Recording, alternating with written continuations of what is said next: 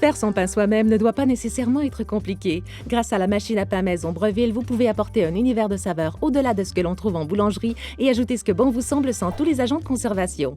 Il s'agit simplement d'ajouter vos ingrédients, de choisir la grosseur de pain souhaitée et le degré de dorure souhaité, et la machine à pain se charge du reste. L'écran ACL intuitif vous permet de faire défiler jusqu'à 13 options de réglage pour obtenir une croûte à pain légèrement ou moyennement colorée ou foncée. Il peut faire cuire des pains allant jusqu'à 2,5 livres.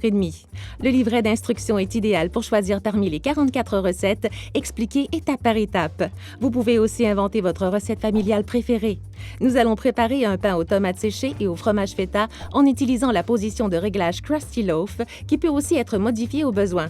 Vous trouverez 2 spatules. La spatule foncée amovible est faite pour le pain. Elle se détache et laisse un trou plus petit à la base du pain. Puis la spatule fixe faite seulement pour la confiture. Pour commencer, sortez toujours le moule à pain et déposez-le sur le comptoir pour y mettre les ingrédients. Assurez-vous que la spatule amovible est placée en position horizontale. La chose la plus importante dont il faut se souvenir lorsque l'on fait du pain est de toujours utiliser les mesures exactes. Commencez par sortir et préparer les ingrédients nécessaires sur le comptoir et dans l'ordre présenté dans la recette. L'ordre étant toujours les suivants: les liquides, les matières grasses, les ingrédients secs, puis la levure. Tous les ingrédients doivent être à la température de la pièce car cela peut affecter l'action de la levure et la façon dont le pain lèvera et cuira.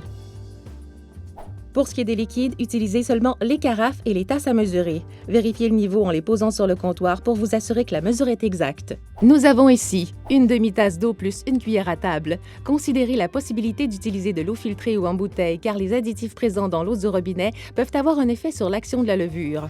3 cuillères à table d'huile d'olive.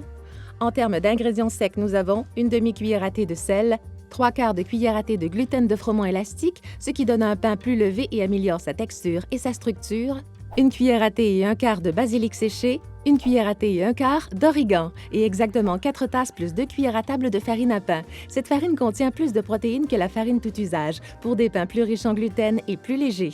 Avec tous les ingrédients secs, vous pouvez soit verser la farine dans une tasse, soit l'ajouter à la cuillère puis niveler le tout à l'aide du dos d'un couteau pour vous assurer que la mesure est exacte. Mais ne tapez pas sur la tasse, car cela tasserait la farine. Aussi, n'utilisez jamais la tasse pour prendre la farine directement dans le sac, car cela la rendrait compacte et vous vous retrouveriez avec trop de farine. Ceci aura un effet sur la consistance de la pâte. Pour terminer, il y a une cuillère à thé et 3/4 de levure sèche active fraîche. La levure sèche active réagit mieux, mais assurez-vous qu'elle n'entre pas en contact avec les ingrédients humides. De cette façon, la pâte sera bien pétrie et elle lèvera bien. Aussi, soyez attentif aux quantités. Pas assez de levure et le pain ne lèvera pas.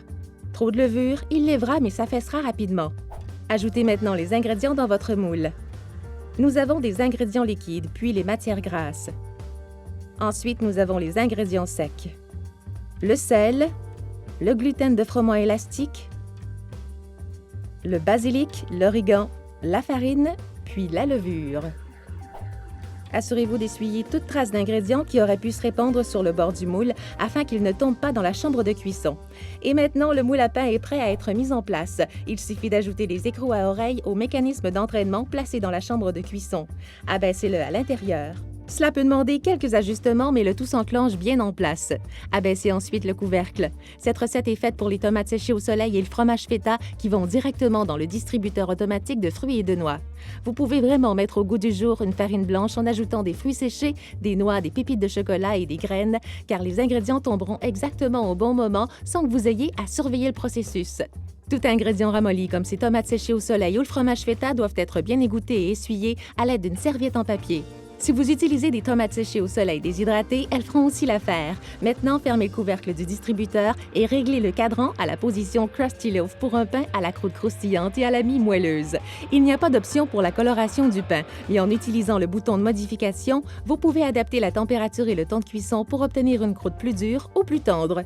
Et puis, je vais le changer pour 2 livres, puis appuyer sur le bouton Select. Puis maintenant, appuyez sur le bouton Start.